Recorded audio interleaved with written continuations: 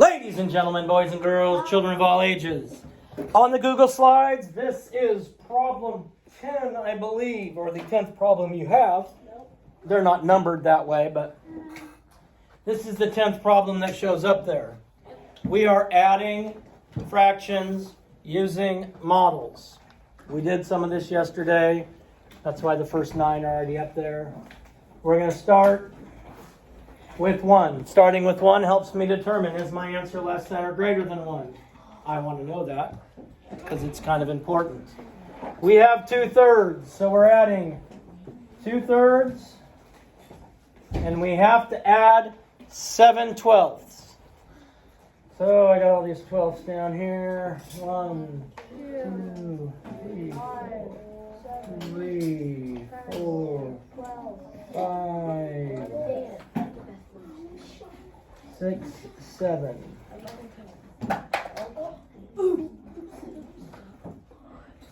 Okay, so we have 1. Comparing it to 1.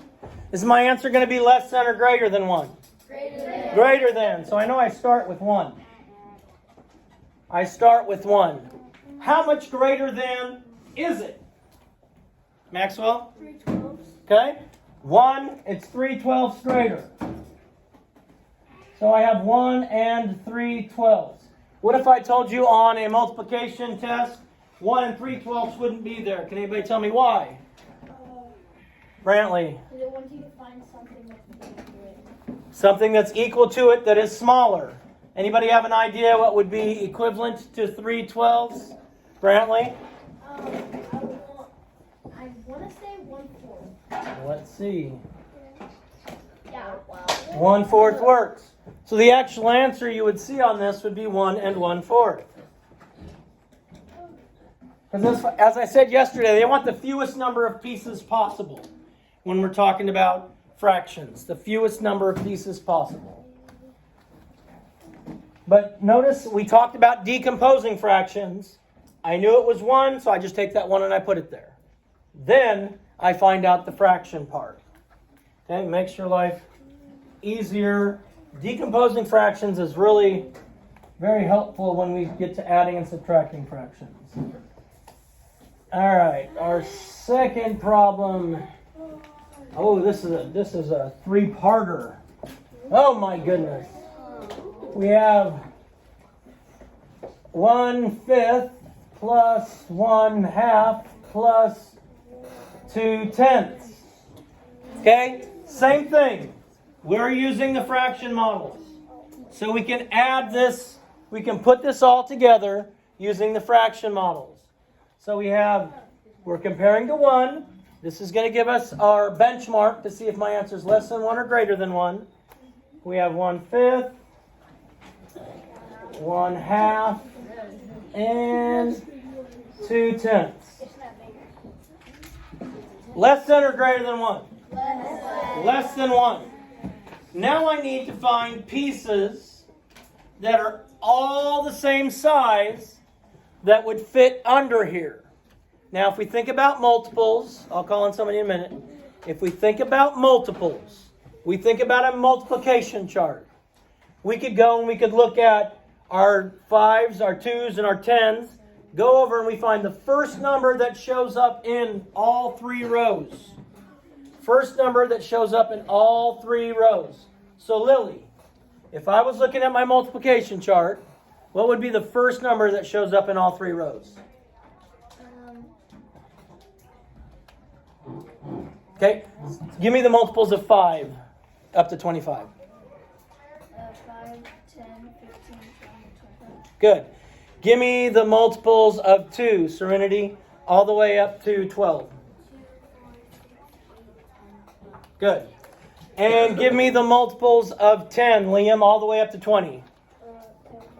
Okay, what was the first number that was said in all 3 of those people that read off those multiples?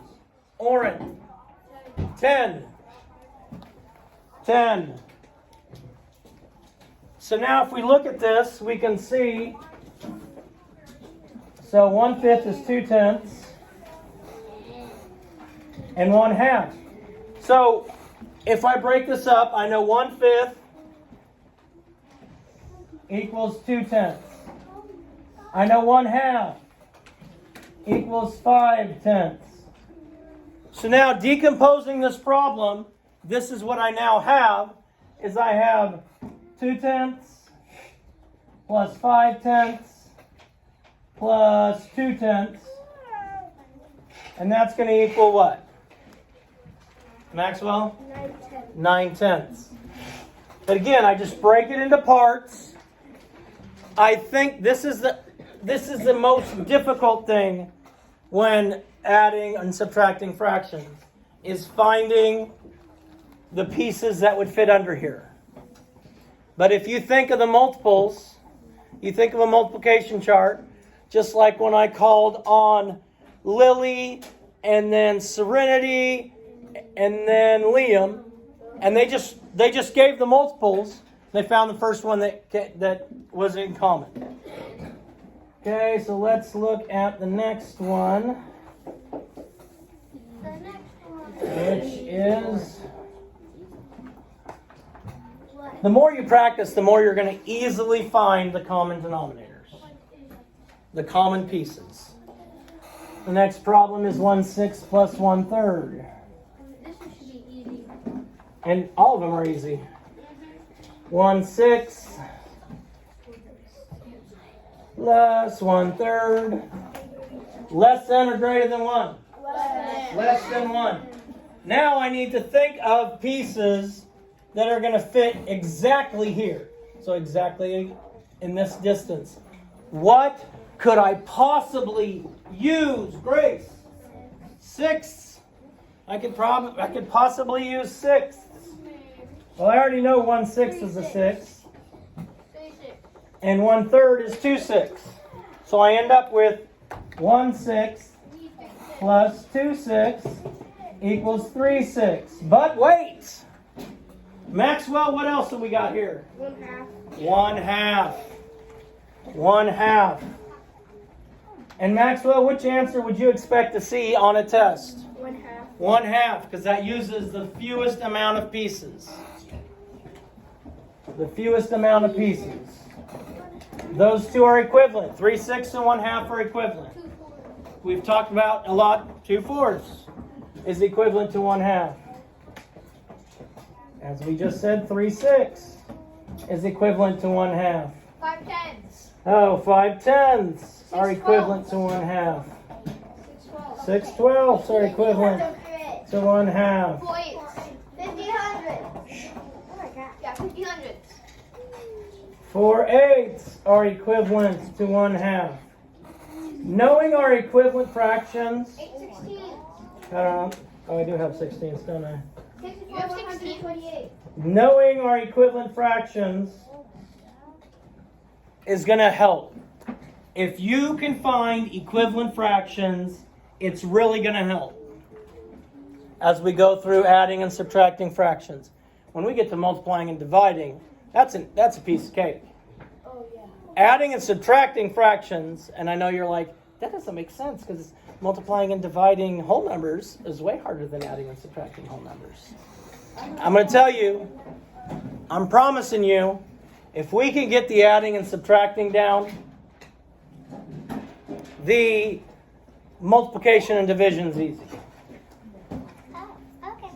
Boom, shakalaka, peace out, God bless, love you to some kind today, save the bees.